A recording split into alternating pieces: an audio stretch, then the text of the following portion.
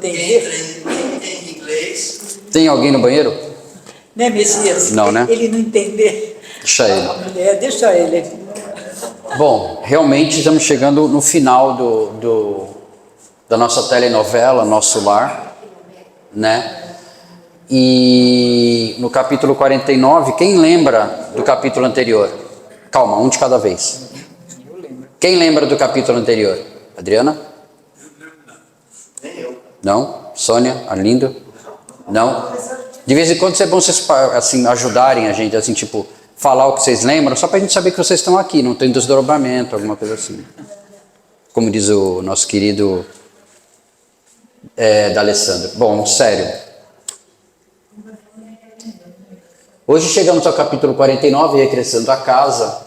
No capítulo 48, vocês devem recordar que a dona Laura comunicou a todos que iria reencarnar, né, para poder ajudar o marido.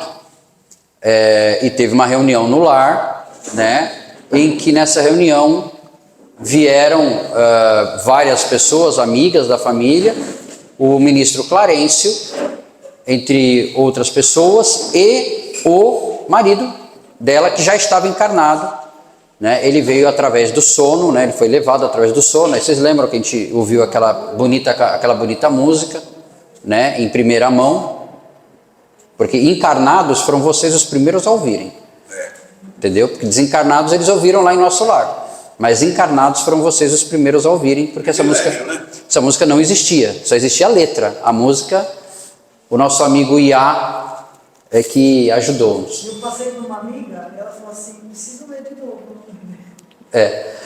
E agora, no final do capítulo 48, o Clarencio deu a boa nova para o André Luiz, dizendo: está na hora, se você quiser, de rever a sua família. E André Luiz ficou feliz no primeiro momento, mas lembrou do trabalho. Pô, mas como vai ficar as câmeras de retificação? Não se preocupe que Tobias dará um jeito, né? Então está aqui o nosso amigo André Luiz na frente da casa dele, né? Essa é uma cena do filme. Então vamos começar a leitura. Imitando a criança que se conduz pelos passos dos benfeitores, cheguei à minha cidade com a sensação indescritível do viajante que torna ao berço natal depois de longa ausência. Alguém quer calcular mais ou menos quanto tempo o André Luiz ficou longe dessa cidade natal? 20 anos, 30. 10 anos aproximadamente. Digamos que foram 8 anos de umbral, né? Mais um tempo para ele se recuperar, e nós sabemos que ele tinha um ano e pouco já trabalhando nas câmaras de retificação. Então, entre 9 anos e meio, 10 anos. Né? Então, você imagina você voltando para sua cidade natal 10 anos depois de ter passado fora, né? Então, essa era a sensação que ele tinha. Sim, a paisagem não se modificara de maneira sensível. As velhas árvores do bairro, o mar, o mesmo céu, o mesmo perfume errante. A gente já sabe que ele morava numa cidade praiana, né? Tem mar. Embriagado de alegria, não mais notei a expressão fisionômica da senhora Laura, que denunciava extrema preocupação, e despedi-me da pequena caravana que seguiria adiante. Clarencio abraçou-me e falou: você tem uma semana a seu dispor. Passarei aqui diariamente para revê-lo, atento aos cuidados que devo consagrar aos problemas da reencarnação da nossa irmã. Então o Clarencio ia com a dona Laura preparar a reencarnação dela, e o André Luiz tinha uma semana de férias, né? No filme dá a impressão que é menos, né? Dá a impressão que ele faz tudo num dia só, né? Mas ele teve uma semana, ele tinha esse direito de ficar uma semana na cidade dele, acredita-se que seja o Rio de Janeiro. Se quiser ir a Nosso Lar, aproveitará minha companhia. Passe bem, André. Último adeus a dedicada mãe de Lísias, e me vi só, respirando o ar de outros tempos, a longos haustos, não me demorei a examinar pormenores. Aqui ele diz que como o Clarencio iria ajudar a dona Laura e voltaria para o Nosso Lar, tá? Se ele quisesse retornar, que ele poderia retornar com o Clarencio, mas o André resolveu ficar.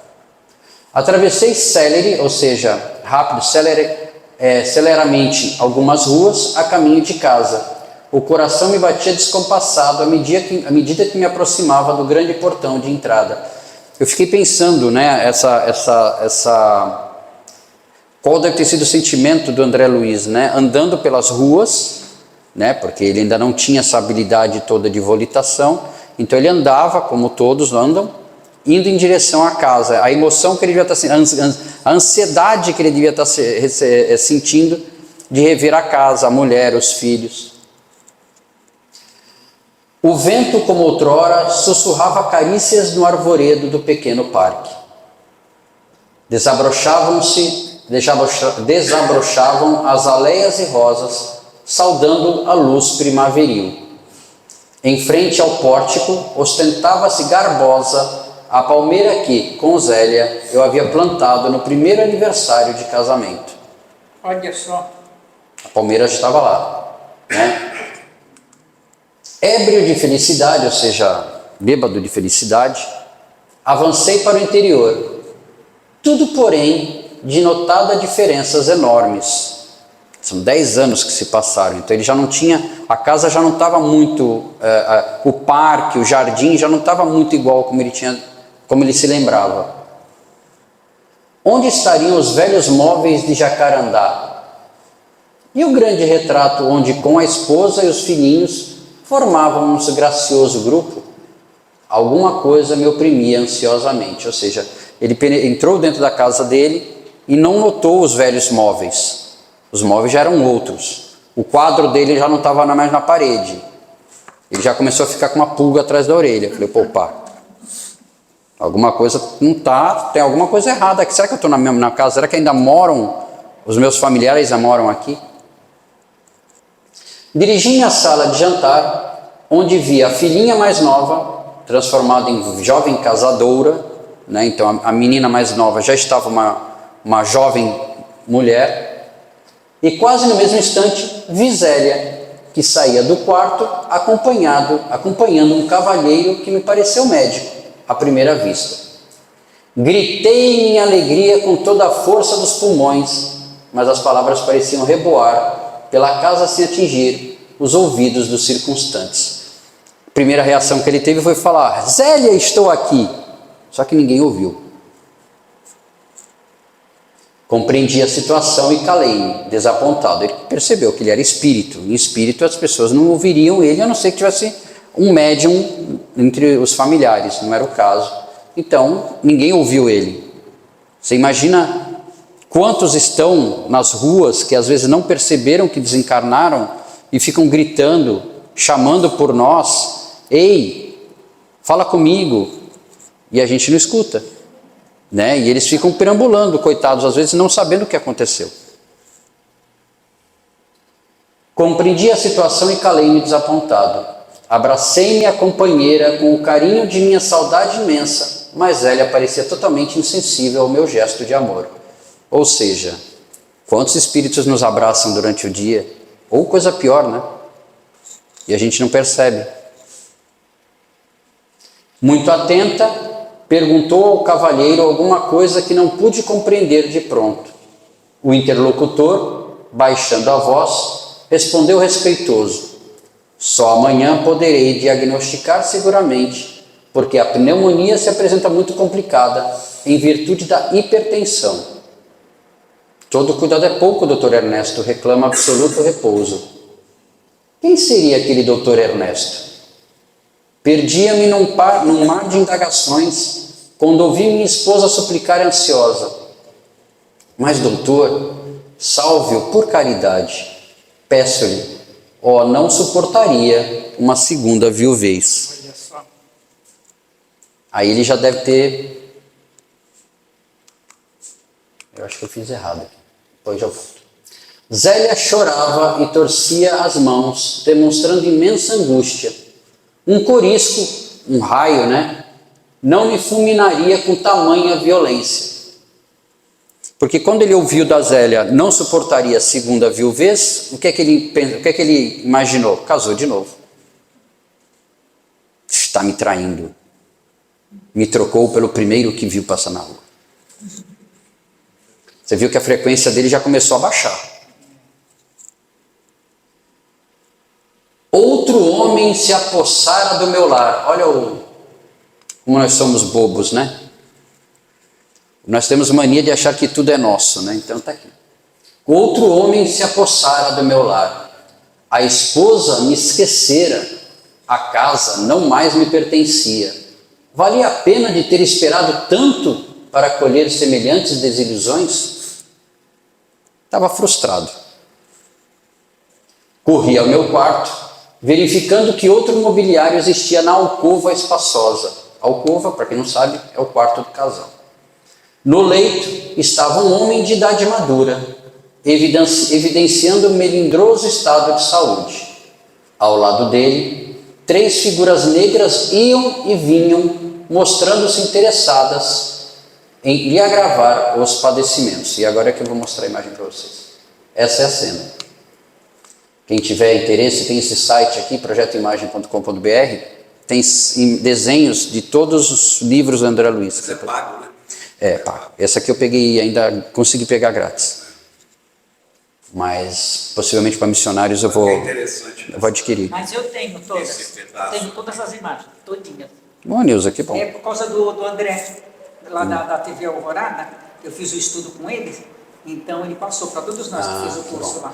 Então tá aqui, ó, o médico, a Zélia, André Luiz, com uma cara de poucos amigos, e os 3 espíritos ao redor do doutor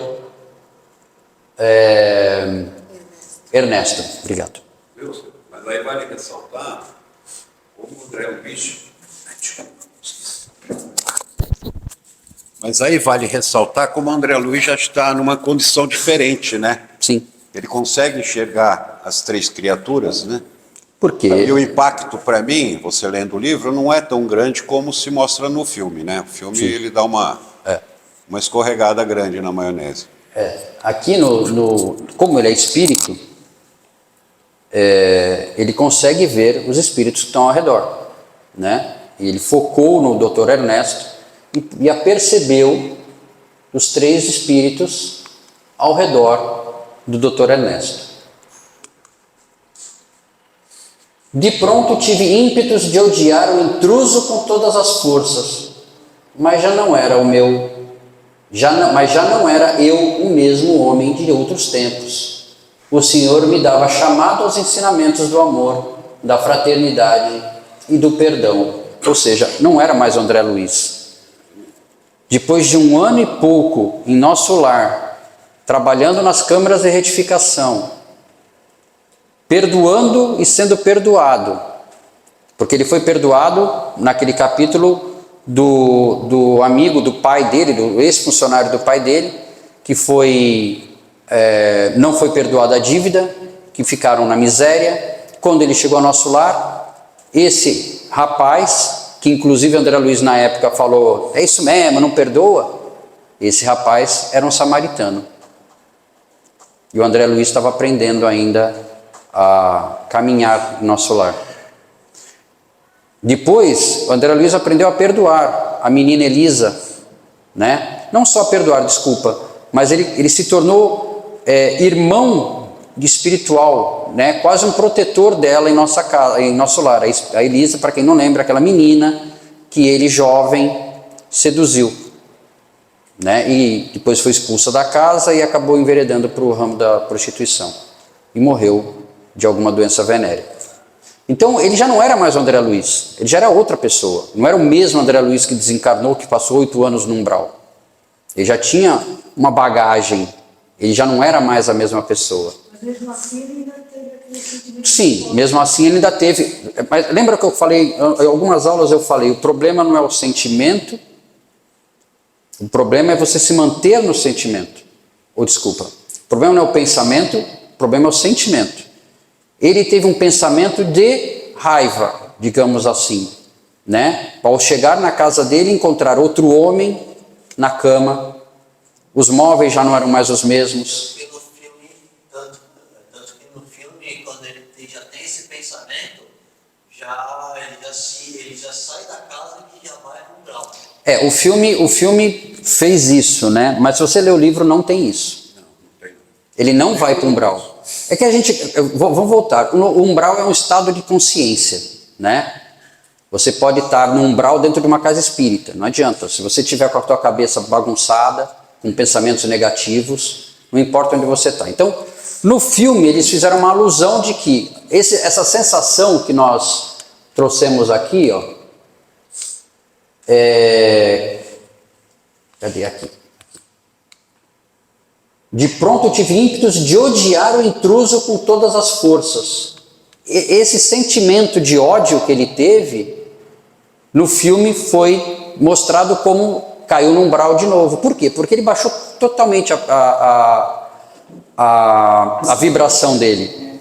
Só que é o que eu falo, uma coisa é você ter um pensamento de ódio. Em algum momento, eu, por exemplo, quando eu estava ali tentando resolver o negócio, eu estava com raiva de mim mesmo. Porque na hora que fui mexer, né, na tela, deveríamos ter soltado o cabo HDMI, né? Eu já fiz isso, não aconteceu nada. Mas acontece alguma vez. Foi mais Então assim, foi uma falha, né? Mas eu não posso manter esse sentimento. Então, o André Luiz teve um pensamento de raiva naquele momento, mas não deixou esse pensamento se tornar num sentimento prolongado. Então ele fala aqui, o Senhor me havia chamado aos sentimentos do amor, da fraternidade e do perdão. Então ele parou e simplesmente falou assim, opa, calma, respira. Verifiquei que o doente estava cercado de entidades inferiores devotadas ao mal. Entretanto, não consegui auxiliá-lo imediatamente. Assentei-me, decepcionado e acabrunhado, vendo Zélia entrar no aposento e dele sair várias vezes, acariciando o enfermo com a ternura que me coubera noutros tempos. E depois de algumas horas de amarga observação e meditação, voltei cambaleante à sala de jantar, onde encontrei as filhas conversando. Sucediam-se as surpresas.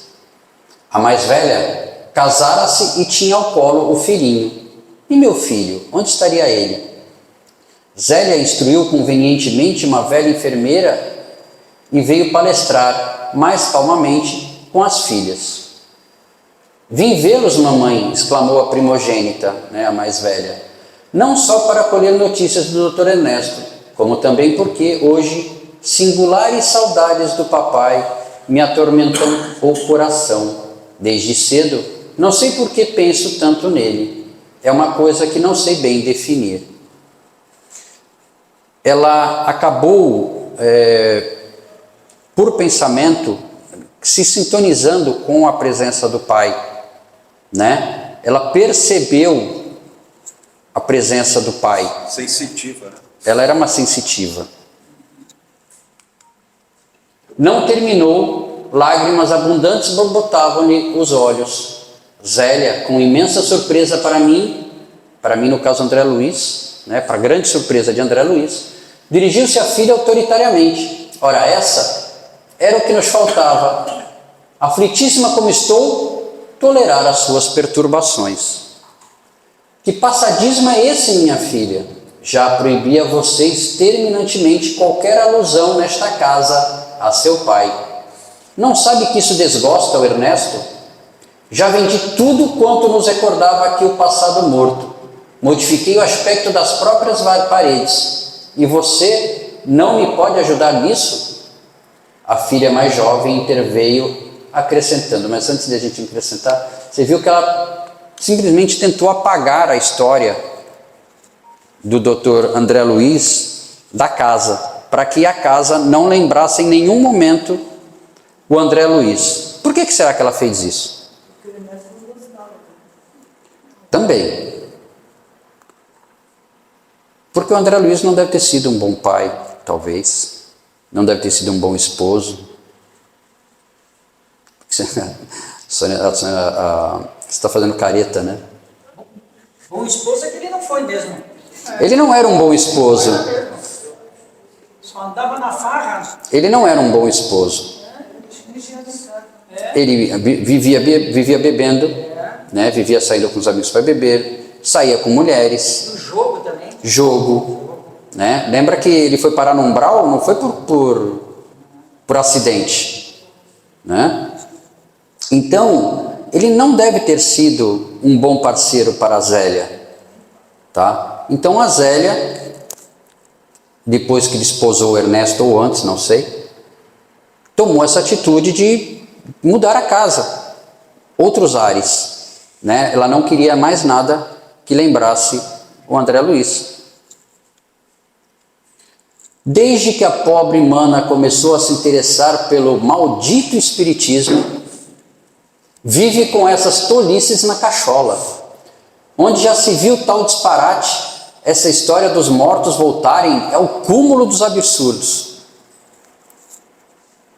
Isso em 1950 e qualquer coisa, né? Eles não tinham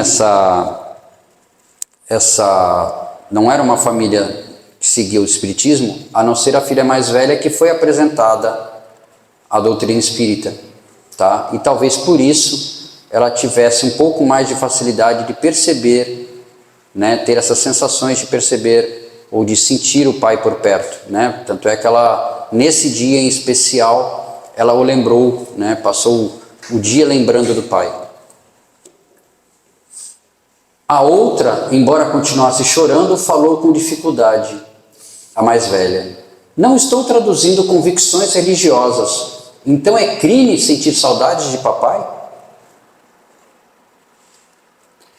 Vocês também não amam, não têm sentimento?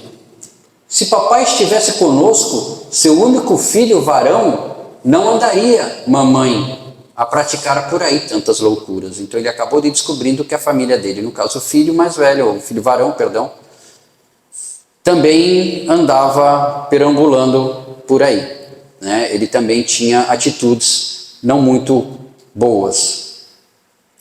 Ora, tornou Zélia, nervosa e enfadada. Cada qual tem a sorte que Deus lhe dá. Não se esqueça de que André está morto.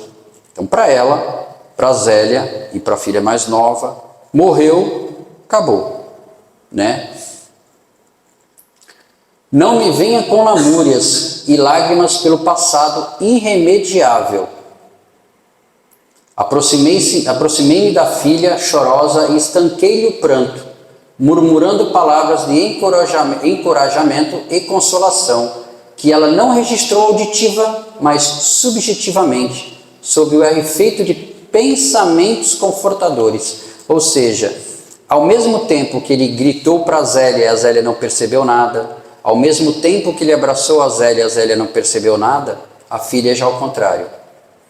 Ele sussurrou palavras confortadoras para ela e ela ouviu, não com esse ouvido, mas com o ouvido de ouvir, né? Como dizia Jesus, que tínhamos olhos de ver e ouvidos de ouvir. Com os ouvidos da alma, ela ouviu o Pai acalmando-a, né?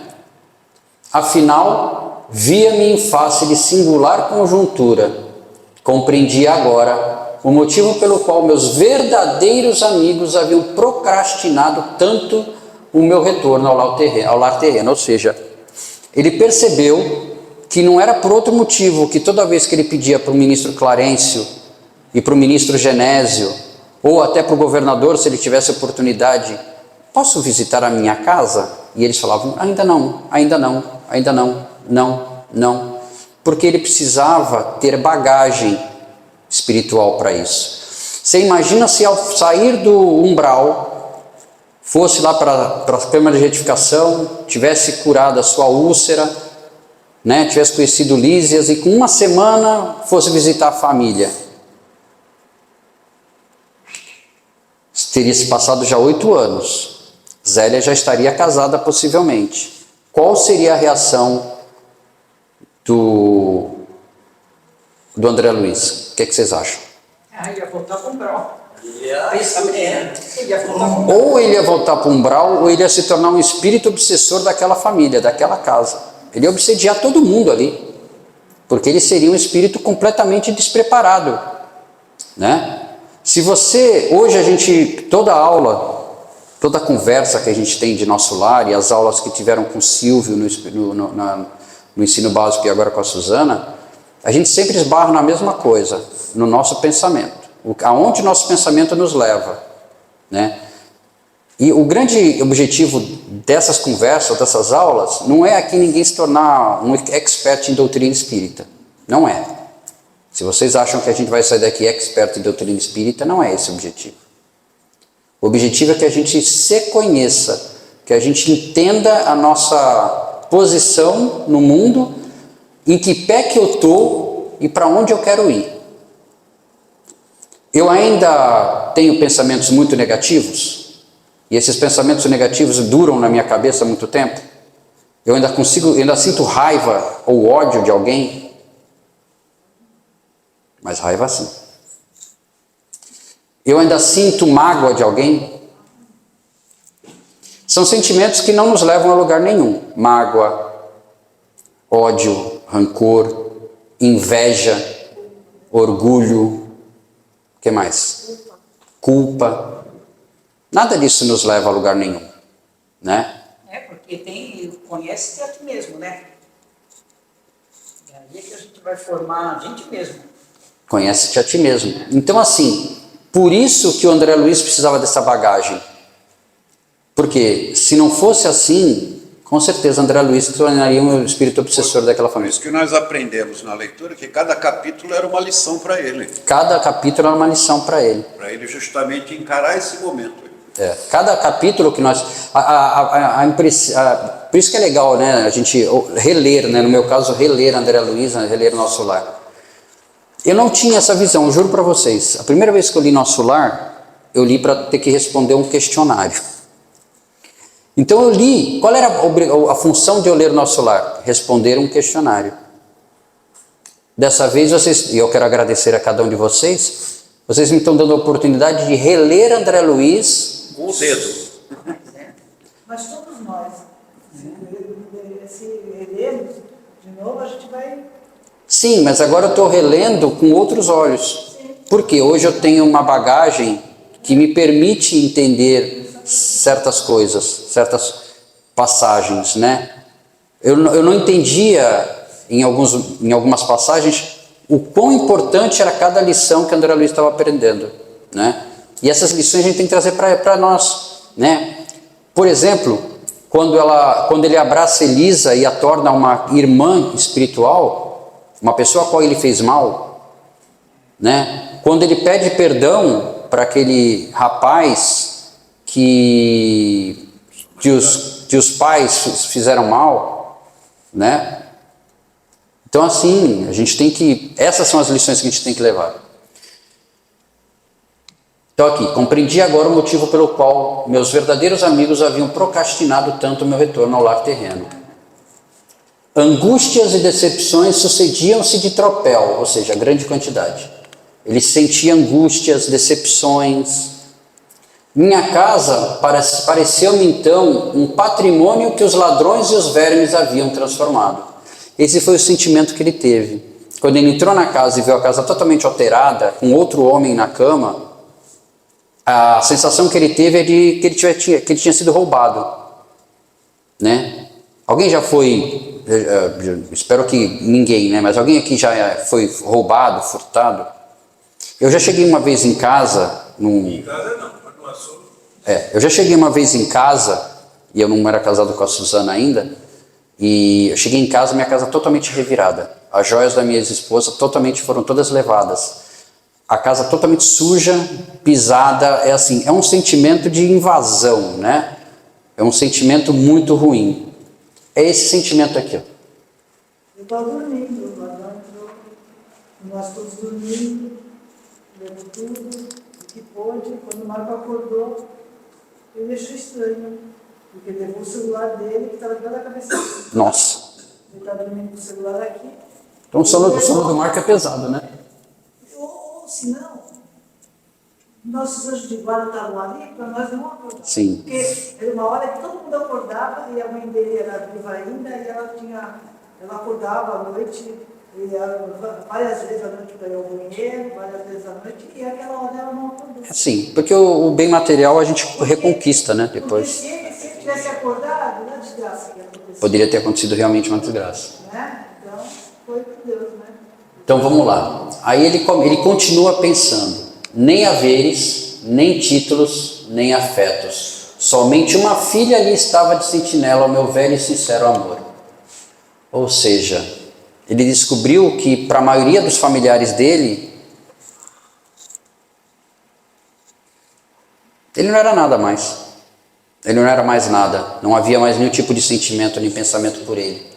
Né? Nem títulos, ou seja, pai, doutor, marido, nem afetos.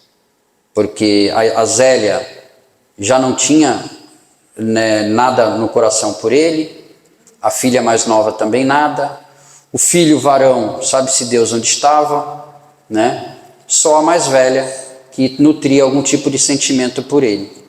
Talvez por quê? Por quê? Vocês imaginam por que a mais velha nutria algum sentimento por ele? Tinha esse sentimento de amor pelo pai falecido? Não? Ninguém quer arriscar? Porque vai ver que ela era espírita dele. Não, porque ela estava seguindo a doutrina espírita. E a doutrina espírita ensina o quê? O amor, o perdão. Consola. É a doutrina consoladora. A gente saber que os nossos entes passados não estão mortos, só não estão aqui conosco. É como se tivessem ido para um outro país. E uma hora a gente vai encontrar, de alguma forma. Eu só fui entender esse livro na terceira vez que eu fiz por causa do Américo Sucena. Ele que faz as gravuras, né? Sim, o Américo Sucena é que faz essas gravuras do Projeto Imagem. Eu fiz com ele. Com o André Luiz, com a mulher do André Luiz. E o Américo Sucena, ele falava, a gente via que ele estava envolvido com alguma coisa, porque ele fazia os desenhos ali na frente da gente. Então foi ali que eu fui aprender bem esse livro. Nem os longos anos de sofrimento, nos primeiros dias de além-túmulo, me haviam proporcionado lágrimas tão amargas. Ou seja, nem os 8 anos no umbral deixaram ele tão amargurado como essa sensação que ele teve ao chegar no lar dele. Chegou a noite e voltou o dia, ou seja, já era o segundo dia, ele passou a noite na casa. Encontrando-me na mesma situação de perplexidade, a ouvir conceitos e a surpreender atitudes que nunca poderia ter suspeitado. Ou seja, quanto mais ele via, mais ele ficava surpreso. À tardinha, Clarencio passou, oferecendo-me o cordial da sua palavra amiga e reta. Percebendo meu abatimento, disse, solícito: compreendo suas mágoas e rejubilo-me pela ótima oportunidade deste testemunho. Não tenho diretrizes novas, ou seja, não tenho o que te falar. Qualquer conselho de minha parte, portanto, seria intempestivo. Ele não tem conselhos a dar, essa é uma coisa que ele vai ter que passar. E ele vai ter que digerir, digamos assim. Apenas, meu caro, e aí talvez seja a lição mais importante do capítulo. Apenas, meu caro, não posso esquecer que aquela recomendação de Jesus para que amemos a Deus sobre todas as coisas e ao próximo como a nós mesmos, opera sempre, quando seguida, verdadeiros milagres de felicidade e compreensão em nossos caminhos. Agradeci sensibilizado e pedi que me não desamparasse com o necessário auxílio. Clarencio sorriu e despediu-se. Então, em face da realidade, absolutamente só no testemunho, comecei a ponderar o alcance da recomendação evangélica e refleti com mais serenidade. Afinal de contas, por que condenar o procedimento de Zélia? E se fosse eu o viúvo na terra? Começou a se colocar no lugar dos outros. Teria acaso suportado a prolongada solidão? Não teria recorrido a 1000 pretextos para justificar um novo consórcio, ou seja, um novo casamento? Primeira coisa que ele falaria: tenho filhos pequenos, preciso de alguém para cuidar deles. Ele não fazia isso tão casado? Solteiro? E o pobre enfermo? Aí ele começou a pensar no doutor Ernesto. Como e por que odiá-lo? Isso é que é mais importante, né? Ele começou a pensar, por que eu estou odiando o doutor Ernesto? Não era também meu irmão na casa de nosso pai? Ou seja, ele também não é irmão meu, ele não é filho do pai? Não estaria o lar talvez em piores condições se Zélia não lhe houvesse aceitado a aliança afetiva? Porque Zélia, lembre-se, não trabalhava. Naquela época a mulher não trabalhava. Como é que ela poderia cuidar da casa e dos filhos, se não aceitasse talvez um novo consórcio, um novo casamento? O que ela poderia ter feito? Para onde ela poderia ter ido? Que tipo de atitude ela poderia ter tomado que não o casamento? Preciso era, pois, lutar contra o egoísmo feroz, que é o maior mal do ser humano e é o sentimento completamente contrário à caridade. Inclusive, isso está no livro do Evangelho segundo o Espiritismo. Né? Qual o sentimento contrário à caridade? O egoísmo.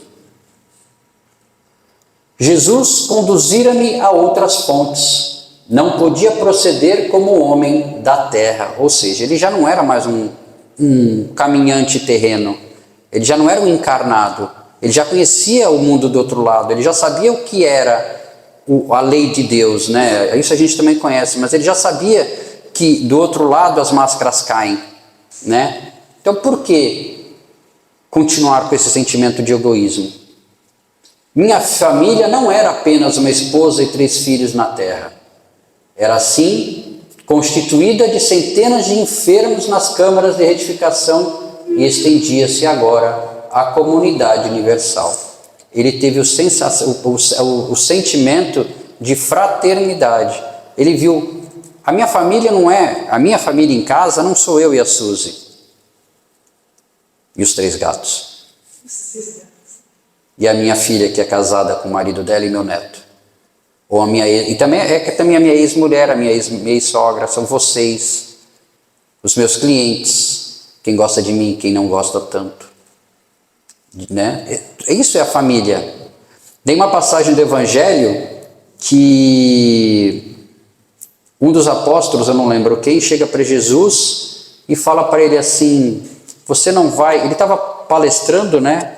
E chegou Maria e os irmãos, os outros filhos de Maria, né? E ele pergunta, e falou, Jesus, sua mãe chegou, seus irmãos chegaram. E ele falou assim, quem é minha mãe? Quem são meus irmãos? É impactante essa passagem, né?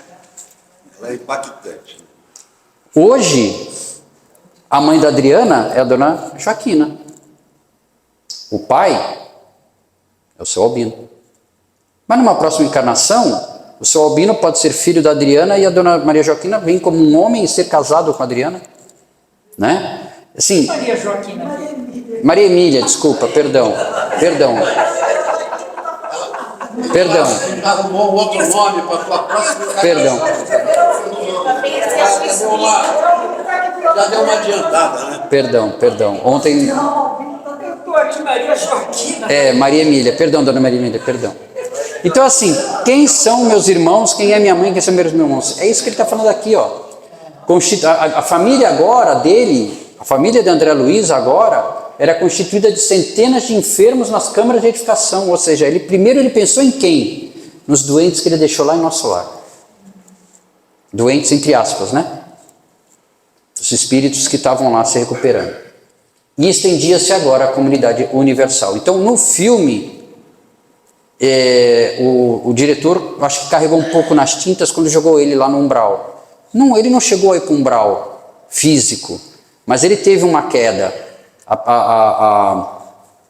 O pensamento dele caiu, né? Quando ele teve o sentimento de raiva, né? Ele só não deixou esse sentimento tomar conta, né? Dominado de novos pensamentos, senti que a linfa do verdadeiro amor começava a brotar das feridas benéficas que a realidade me abrira no coração. Ou seja, quais eram esses novos pensamentos que ele começou a brotar? Amor, caridade, fraternidade. Jesus já tinha nos dito: amar a Deus acima de todas as coisas e ao próximo como amas a ti mesmo. Todo mundo sabe isso de cor e salteado, né? O amar a Deus acima de todas as coisas refere-se aos 4 primeiros mandamentos de Moisés. E ao próximo como amas a ti mesmo são os 6 últimos. Se vocês quiserem, depois vocês pesquisem. Vocês vão ver. Amar a Deus sobre todas as coisas é fácil? Não é. Não é. Não é? Não é fácil. Acho o mais fácil de todos. Não é. Tá, então eu vou refazer a pergunta. Amar a Deus sobre todas as coisas. Amar a Deus sobre todas as coisas, da frase que nós lemos, é a parte mais fácil? Tá. Tudo bem. Essa é fácil. Porque dificilmente, em algum momento daqui, em algum momento vocês se apegaram a Deus. Né? Então amar a Deus, nem que seja só na hora do perrengue, a gente se agarra. A gente corre atrás dele. Né? Manda rezar uma novena, bota o nominho no cestinho do centro, alguma coisa a gente faz. Né? Então assim, amar a Deus é fácil. Né? Agora eu quero saber essa daqui, ó. A gente já está nesse nível? Talvez eu também não. É porque a gente tem que primeiro amar a nós mesmos para poder amar os outros. Senão... Amar ao próximo como a ti mesmo é uma coisa muito simples, né? É muito simples. Você vai ver que é simples. Para nós é difícil porque a gente complica, mas você vai ver que é simples. É só ter isso, ó. O que é empatia? Capacidade de perceber e tentar compreender os sentimentos do outro. Não é sentir pelo outro. Sentir pelo outro é diferente. Não é isso. É sentir como o outro, se identificando com ele e não diminuindo o seu sentimento. Isso é ter empatia. Mas aí você precisa ter capacidade de você não ter os mesmos sentimentos dele ou piores do que ele para você conseguir amá-lo. Porque senão você também não vai conseguir. Não, assim, tem uma passagem do Evangelho, eu não estou falando do Evangelho segundo o Espiritismo, mas está lá também, né? Amar os inimigos. Né? E no título, no texto é bem simples, né? Amar os inimigos não é ter por eles a mesma afeição que você tem por um querido amigo. Correto? Está lá. Então, quando a gente fala amar os inimigos, e a gente pode colocar os inimigos como as pessoas que não fazem parte da nossa família, vamos colocar assim, vamos tirar a palavra inimigos, vamos colocar assim. É muito mais fácil você amar a Adriana e o seu Albino, do que você amar um cara, uma pessoa, uma mulher, uma moça, seja lá quem for, que você nem conhece. Né? Mas você não precisa amá-la como você ama a Adriana e o seu Albino. Você precisa respeitar, que é diferente. Por exemplo, então se você olhar, se a gente começar com esse olhar de respeito ao próximo, e por isso que eu falo que está nos últimos 6 itens dos mandamentos, que é não matarás, não roubarás, não desejarás a mulher do próximo, não desejarás nenhuma vaca, nenhum terreno, nenhuma casa, está tudo lá. Isso é amar ao próximo. Não significa que você vai chamar a pessoa na rua, pô, vem cá, entra aí, vamos tomar um café. Não, não precisa isso. Mas se você começar a respeitar, já está adiantando. E ter empatia é a seguinte forma. Quantas pessoas entram nos comércios, e a gente sabe que muitas delas pedem dinheiro, e eu sei que lá no meu comércio entra um, daqui a pouco entra mais 3, porque um avisa para o outro. E a gente ajuda todos eles, pouco importa. Isso é ter empatia, mesmo sabendo que metade do que eles falam é mentira. Porque é para comprar remédio, que é para pegar um ônibus, que é para comprar um pão, pouco importa. Né? Eu não preciso me colocar no lugar dele, mas eu posso entender que ele está precisando daquilo por algum motivo, né? Quando alguém chega na rua, no inverno principalmente, é muito normal isso, né? Quem nunca teve uma pessoa na rua pedindo dinheiro, né? E, não sei, tem um rapaz que fica na praia lá de vez em quando com um panfleto, ele fala assim, é para pinga mesmo.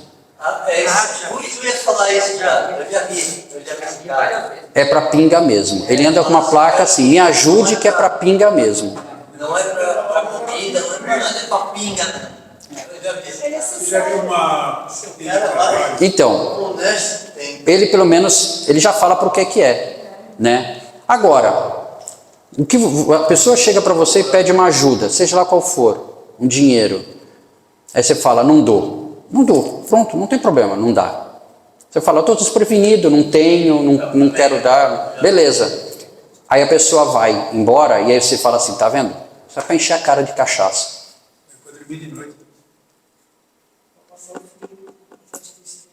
Então, a questão não a gente sabe que muitos deles bebem realmente para suportar o frio. Você viu o tipo de pensamento que eu tive? Né? Eu julguei ele. Entendeu? Eu julguei ele. Eu fiz um pré-julgamento, nem conheço ele. Né? Então assim, quer ajudar? Ajuda. Não dá para ajudar? Não ajuda, mas não julga. Isso é começar a ter um pouco de empatia. Uma outra que a Suzana deu exemplo. Tem gente que prefere um determinado político, tem gente que prefere um outro determinado político. E aqui eu não vou discutir política, ok? Quem gosta do A, reclama com quem gosta do B. Mas não tenta entender o pensamento do B. Quem gosta do B, não gosta do A. Mas também não tenta entender o pensamento do A. O que nós precisamos ter é um meio termo. Só que hoje em dia, quem tem meio termo, se um cara que gosta do A chegar para mim e falar assim, porque o B, isso, aquilo, eu já consigo fazer isso, graças a Deus. Mas será que nada do que esse B faz é tão ruim assim? Será que nada do que esse B faz é tão ruim assim? Se você não gosta do A é porque você gosta do B. Eu falei, não, eu não gosto do B. Mas será que o cara não faz nada que é tão bom, que é ruim? Só faz coisa ruim? E quem gosta do B? Quando fala do A, mal do A, se você falar assim, mas espera aí, ele fez isso, aquilo. Pronto. Eu gosto do B, adoro o B. Eu sei. Eu adoro o B. Mas assim... eu não deixo de rezar pelo L. Todo dia, eu não deixo de rezar pelo L. Se ele consegue subir um pouco. Então, eu não deixo de rezar pelo L. Todos os dias eu rezo pelo L. Quer ver um outro exemplo? Para a gente não se alongar muito, Para a gente não se alongar muito, que já são 9 horas. Quer ver um outro exemplo? Vamos passar da política, vamos passar disso, porque isso aí não vai levar a lugar nenhum. Nós temos no Oriente Médio uma briga secular, né? Israelenses e palestinos. Não é secular. Começou de 48 para cá. 48 para cá, quando entregaram... Vocês sabiam que... Eu fiquei sabendo isso ontem. Você sabia que quando ia ser criado o Estado palestino, os israelenses tinham algumas opções, um país na África e Santa Catarina. Eles iam para o norte. E o norte do Brasil ia ser o país mais desenvolvido do mundo. Mas o Estado que ia ser entregue para os israelenses era Santa Catarina. Mas eles escolheram voltar para onde eles vinham, a terra de Canaã, né? E aí, em 1948, assinaram o tratado lá e criaram o Estado de Israel. Mas a gente não vai entrar em história, até porque no dia seguinte que Israel foi criado, 4 países ao redor atacaram Israel. Egito, Iraque, Líbia. Não, foi... 77 foram logo 5, uma vez. Ele acabou com todos eles. Ele acabou com todos eles e ampliou ainda mais o Estado. Mas a questão não é essa. Quem está certo na história? Ali ninguém está certo, mas alguém está errado. Está errado. Os israelenses e os palestinos, Eles não atacam todos eles... ninguém. Eles nunca atacaram ninguém. Desde que eles foram para lá em 48, eles não, pelo contrário, eles ajudam. Você sabe que eu fui em uma ação em São Vicente? Eles chegaram a ir buscar terra na Itália de navios para plantar comida lá para eles. Você imagine só, porque era só areia, mas a areia que Deus falou para eles. Sabe por que os israelenses são assim? Eles são considerados, eles mesmos se autoconsideram, o povo escolhido. E nós somos o que então? Nós também. Ah, Nós tá. somos descendentes deles. Então tá bom. Se os israelenses, como os israelenses pensam que são é o povo escolhido, eles pensam da seguinte forma: Deus proverá, porque o meu povo é o escolhido. Então, tudo que vocês fizerem comigo, eu vou conseguir dar a volta por cima. E é histórico isso, né? Tiveram um problema na Segunda Guerra Mundial, né? E que a maioria dos judeus, muitos dos judeus eram sacrificados, né? Assassinados, e eles sobreviveram a isso. Se vocês forem pegar a história das 12 tribos, né? Também tinha o estado de Judá, era uma das tribos, e a outra tribo ficou a tribo de Israel. Também houve vários problemas, mas a questão não é essa. Muita gente acha que é o seguinte, que tem o Estado de Israel, né, e tem os palestinos. E na Palestina sabemos que nós temos temos o Hamas. O Hamas. O que a gente não pode é que muita gente confunde o palestino com o terrorista. Não, não é o palestino que é terrorista. É os caras que estão lá no Hamas que querem acabar com tudo. Isso é... Isso aí é um chamado...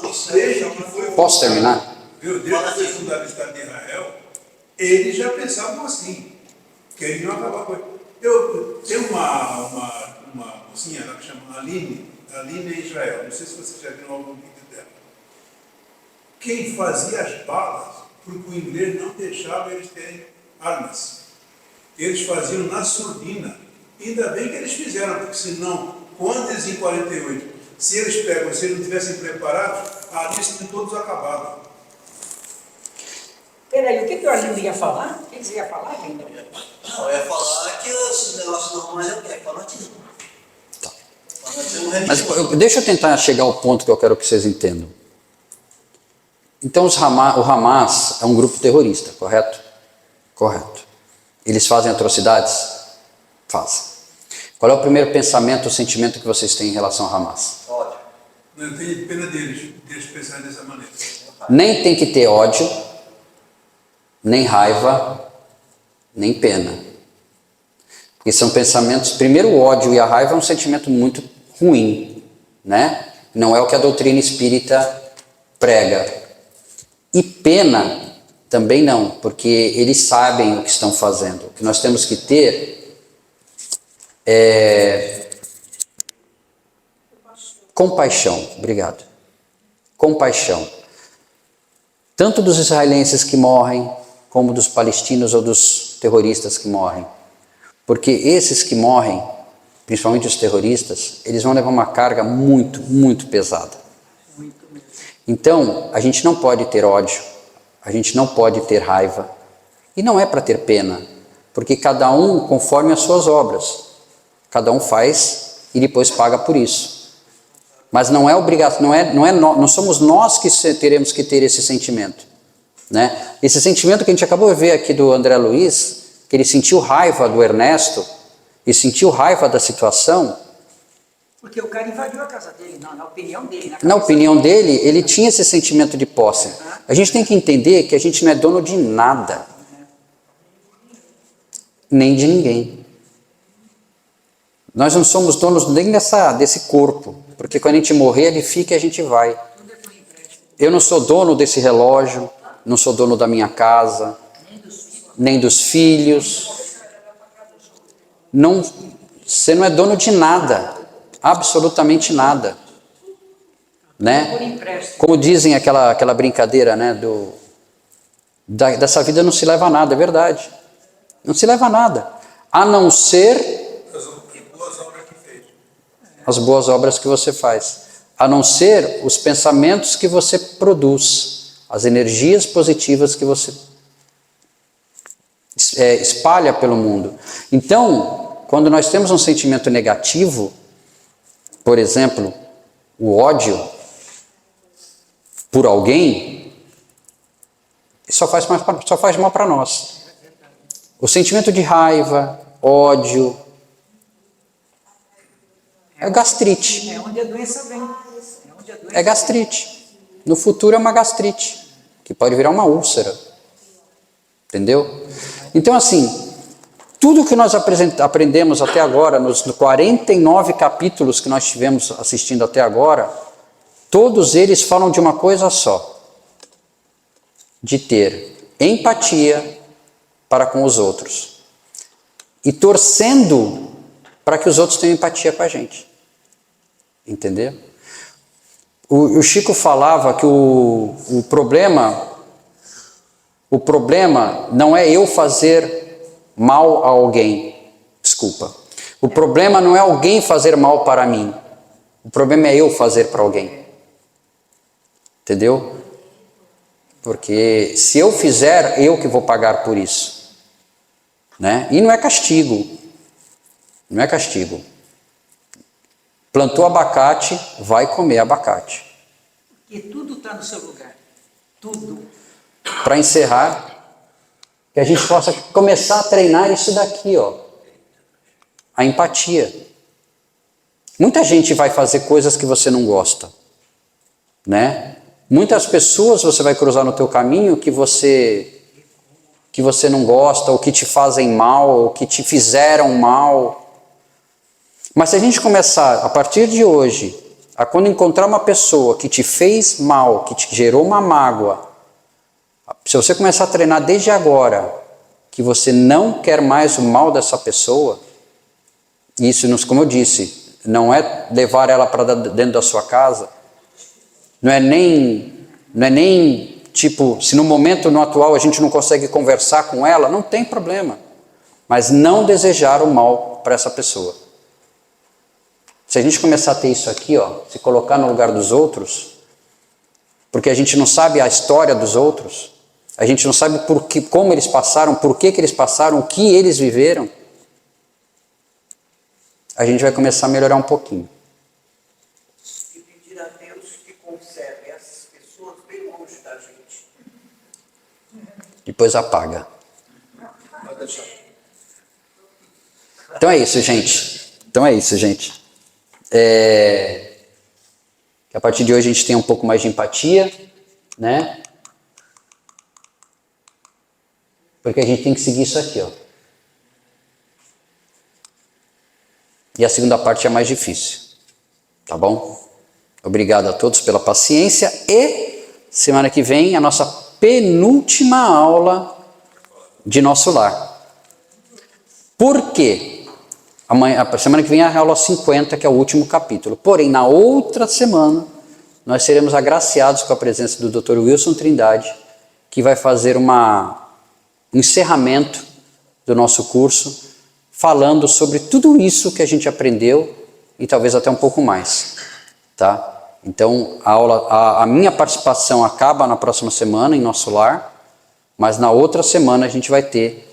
Pena que isso vai falar para pouca gente aqui. Dr. Wilson... Talvez não. Não, se não falar que tem tempo, Quando divulga, um palestrante conhecido, assim, famoso, as pessoas vêm. Infelizmente, muitas pessoas vêm por causa do palestrante, não por causa do conteúdo. vai vir um monte de gente, vai ver.